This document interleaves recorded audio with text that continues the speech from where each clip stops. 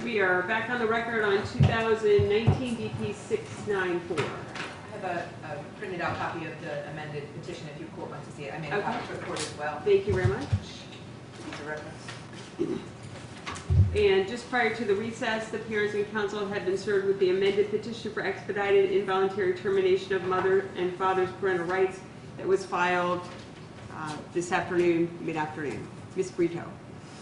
So, Your Honor, I have not had an opportunity to review the, let me get my thoughts together because this is obviously a very unfair surprise to the attorney of the father, and I believe of the mother's attorneys as well. So we were able to go down and get the rule. And I'm understanding it's similar to even in a criminal case, like that there is an ability to amend the petition. However, should only be permitted with the permission of the court unless all parties consent. So let me first say that we do not consent at all in any way, shape, or form to the amendment of this petition. And they shall be freely permitted in the interest of justice and the welfare of the child. And a continuance shall be granted on motion and showing that the amendment prejudice or materially affects any party. There's the rule, right? So what I want to say is here's the problem. It does materially affect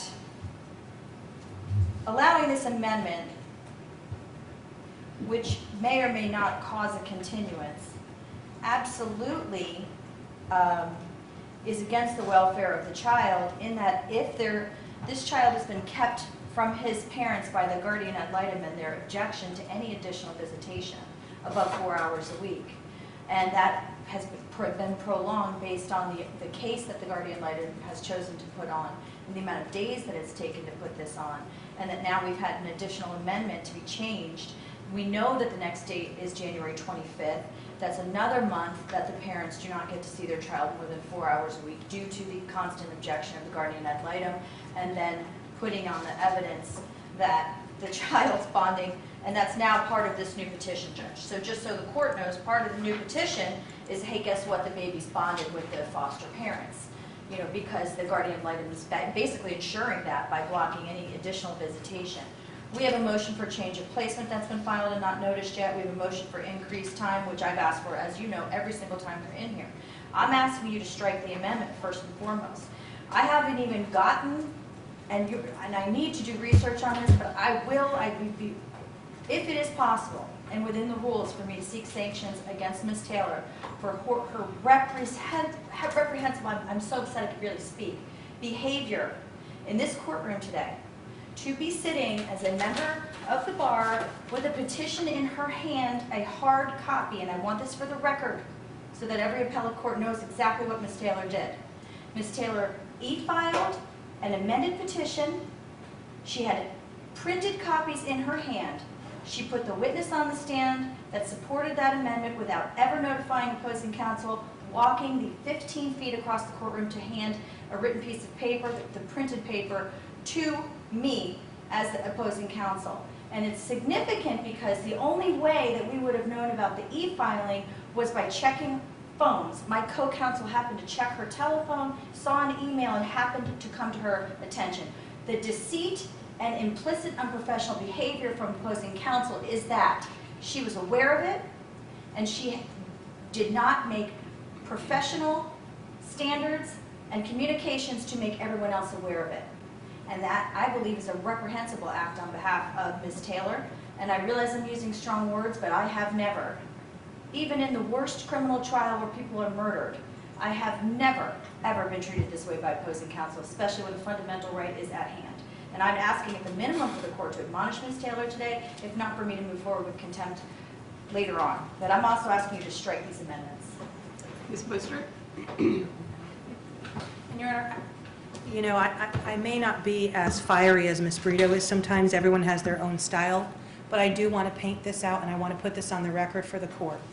So Ms. Kramer was on the stand. Ms. Taylor knew that she had filed an amended petition, and I realized Ms. Park, and I have nothing but respect for Ms. Park, and I'm sure she was reading it on the fly as I was. This is not an amendment of just adding mother-father. This is not a Scrivener's error. It's not. There are new allegations added to this amendment. There are allegations concerning the new child. And I would say, oh, well, you know what, I'll save paragraph 24 as to whether or not there's good faith to even include that based on the testimony today. But I want to lay this out for the record. So the sequence of events was that, I'll tell you as a professional, my mother goes to my office and says, you got something filed under DP. She knows how to get in my email. I said, DP, that's dependency. I don't really do that. I go and frantically look while I'm also trying to listen so we can do cross-examination. And that's how I find out that there's a petition after Ms. Taylor has tendered the witness. So in other words, had that not happened, had I not been getting the text message, I would not have known that. Counsel would not have known that. We would have cross-examined Ms. Kramer and been totally unaware of the amendment to the petition. And I'm hoping that we're close to the end of the Guardian's case. I realize the Skype has made it seem much longer than it has been, and I realize we have to have the GI come back now. But if that's their penultimate witness, Ms. Taylor knew that this had been materially changed, that the petition had additions made to it, not just Scrivener's errors, and did not inform us of that. So until I happened to get, well, right before we ran up there, we were getting ready to cross-examine a witness with a material change to a petition without leave of the court, without asking the court's permission, certainly without our consent or letting us know, and that is unconscionable. We are in the middle of a trial, and I know that I don't do dependency, but I know that Ms. Sharp, I know that there is a case that says that termination of parental rights is akin to a death penalty case. That's how significant it is. So we have all, now, we've gotten business records exceptions in December, right before Christmas. We've gotten all sorts of stuff, and there's been months for Ms. Taylor to be prepared on this case. And I get that, you know, that happens in litigation. But what's happened here today, for the record, is that after Ms. Taylor tendered the witness to us, we find out there's an amended petition that witness has signed off on. And remember, Your Honor, it's very important for the record as well, we're here on a TPR today, not because the Department of Children and Families supports a TPR, because Ms. Kramer supports a TPR, and because Ms. Taylor is acting as the attorney for the guardian ad litem in support of that TPR. So it is very relevant when Ms. Kramer's on the stand, it was relevant for us to know that that had been amended. And it's not just mother-father, it's not just taking out putative. There are new allegations contained in this. It prejudices our clients, and the court knows we have tried to get them additional time sharing. And, Your Honor, in part of our motion and part of the grounds we filed for the motion as the time sharing was the foster caregiver was at least giving them the courtesy of a call, hey, these are the doctor's appointments, and trying to schedule it when she could. And that's not happening anymore either, because we were told by the department, she's not talking to him anymore. So even that limited extra time that they were getting, surprise, surprise, the child's bonded. He's been seeing his parents for 4 hours a week since this happened. And this is going on months and months and months. And this delay was not caused by the parents, and they are being prejudiced by it. I asked the court to strike the amended petition. It is untimely, it is unseemly, it is unfair, it is unprofessional, and I would ask the court to strike it. Thank you, Your Honor. Ms. Taylor, anything further? Sharp on it, just here. Judge, timing is everything. My intent was to submit this after the doctors had testified, because with all the Skype issues, I didn't want anything to stop that from going forward. The doctors made it very clear that they had very limited time. The court rule that's referenced, or that needs to be referenced, is Rule 8. Juvenile Rules of Procedure 8.500 sub D, amendments. At any time before the conclusion of an adjudicatory hearing, an amended petition may be filed, or the petition may be amended by motion. However, after a written answer has been filed or the adjudicatory hearing has commenced, amendments shall be permitted only with the permission of the court unless all parties consent. Amendments shall be freely permitted in the interest of justice and the welfare of the child.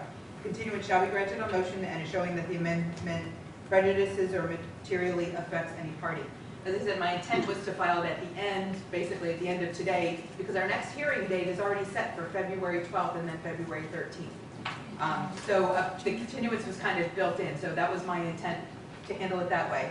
And the reason for the amendment, the primary reason for the amendment, is the new information that came in just about a week ago when the parents had another child, and as the allegations on page 4, I think it's mostly paragraph 25, are primarily about that, the birth of the new child and without going into detail, all the reasons why that child was sheltered and all the surrounding circumstances. In addition to that, while I was already in, I didn't like that it said putative mother, putative father, because they're no longer putative, so I fixed that. There are a couple here and there of other things that are fleshed out a little bit. I absolutely agree that that's true. The remedy for that, and they have every right to ask for a continuance, would be a continuance. Again, I said I intended to file it when the continuance was built in. I have no objection to stopping today to give them additional time. The amendment has still not been accepted by the court.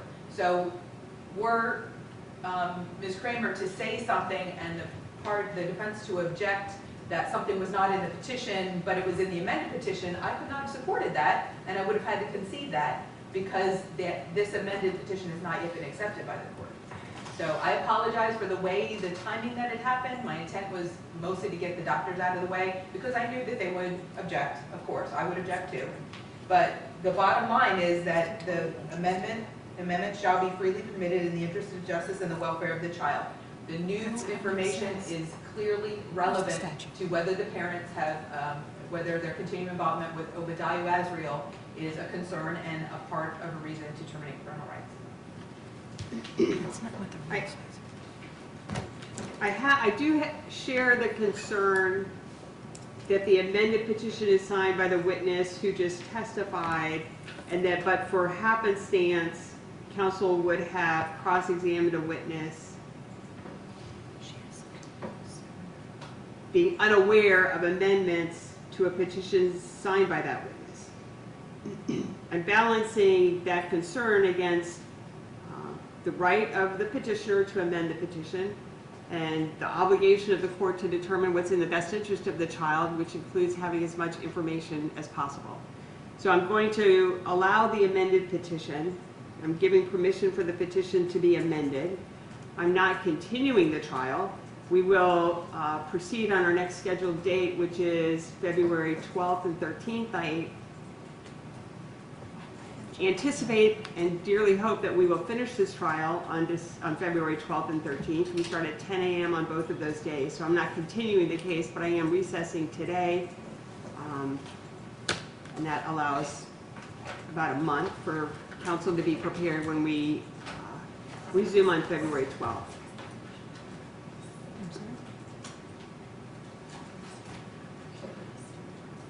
No.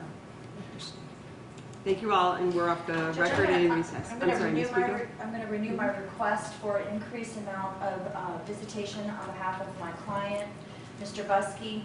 The 4 hours a week is extremely limited. Mr. Buskey has made extensive efforts, and I think the court has seen that through testimony, to go to doctor visits when he can, even out of county.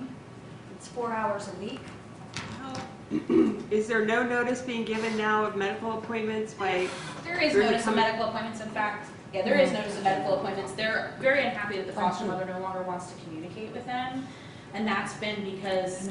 I just want to know that notice of medical appointments is mandatory and must be given to the parents. Agreed. I don't care if it comes from the foster parent or from the department Right. or who provides that notice, but notice should be given at the time that any medical appointment is made to the parents, and they are fully authorized to attend any and all medical appointments wherever they may be. So I want to lay that issue to rest. Right. Thank you. Can I add to that, though? I'm just requesting that so that there's no confusion, I would ask that notice be given in writing, and I would ask to be included on that email. Because how's it being given? It's being provided to the case manager. It should be provided by text to the Is it going by parents. text? If That's it's my by text- understanding, or it's They're not verbally at getting it. visits. It's Okay, well, either- text message is writing, so as long as it's That's sent by fine. text message. Okay. But I agree that it should be in some form of communication that's Reliable. repeat. I'm trying to say the word that can be shown to someone else. Right. That's Replicatable. Yeah, reliable. You can rely on it if it's in Capable writing. of being replicated. Yes, sure. Okay. It's- I'll you're- make sure- You're trying to get the word too. I I'm- can see your weak. I was. I'll make sure the case manager texts it. I will Yes. tell her. Not to be verbal. Right, and it does not, the case manager should not be communicating with the parents' attorneys, and frankly, I don't have time to go back and forth between everybody about doctor appointments. So the case manager's job is to communicate that to the parents. Right. If it's done by text, they can show their attorneys. That's what they Yes. have lawyers for. But it's to always be by text, not just a verbal communication, because I a will text make can sure be shown and there's documentation of it. So it doesn't have to be an email or carrier pigeon. Right, Okay. okay. As far as additional time with the parents, the current order is for 4 hours supervised by the department or its designee? Yes, Is that what Judge. the current order is? Yes, and we have actually had discussions about this previously. I asked that information about anybody else that can possibly supervise the visits be disclosed. Apparently, the only name, there was a name and phone number given to the case manager, and she indicated that she had asked, like, who is this? How do the parents know these people? And these people, I guess, never, or whoever this person was, never contacted the case manager. So here's my suggestion to rectify this issue. If Ms. Brito and Ms. Sharp will send me an email with the names and phone numbers, I will forward that not only to the case manager, but her supervisor, and make sure that those people get in contact with whoever needs to be gotten in contact with. The other suggestion I would make is that anybody that they want to supervise the visitation, have them contact the case manager also directly. That way there's plenty of contact going on, so. Okay, so any person who may be willing or available to supervise, the names and phone numbers should be sent to Ms. Park. Yes, Yes. I will do Definitely to Ms. Yes. Park, yes. and additionally to the case manager, but for sure to Ms. Park, because she's obligated herself now in court to be the person who will follow up on that. I will do that. And if those people that I'm going to turn over, which are 2 witnesses listed in the defense who have been deposed with the guardian ad litem present, if those 2 are qualifying, would the court entertain at this time advancing the amount of hours that they can see their child to beyond 4? If the persons submit themselves and have satisfactory background checks, Yes. if you want me to say how many hours, I mean, it's a little hard because I don't know what their availability is. I'm Right. comfortable saying an additional 4 hours by a person who's been approved through a background check. I would, in most cases, maybe say more, but I don't know who these people are or what their limitations are. So I would say up to 4 additional hours by persons who have had satisfactory background checks, Thank you so much. which are satisfactory to the department and to the guardian. And if there's any issue on that, just file a little motion and we can probably just have a quick hearing on that Perfect. Okay. between then and now. And Your Honor, we're not waiving, we filed the motion for enlarged time sharing and change of placement, so we're not waiving that just because we've resolved that. Okay, And we'll call to Understood. get hearing time on that. okay. Thank you very much. All right, anything else we should address before we recess this afternoon? Just again, I'm requesting an admonishment of counsel for deliberately holding this paper copy in her hand while having an examination of a witness and not giving it to counsel. All right, your position has been noted for the record. I'm choosing not to issue any formal admonishments from the court. Thank you. Thank you. We're off the record and in recess.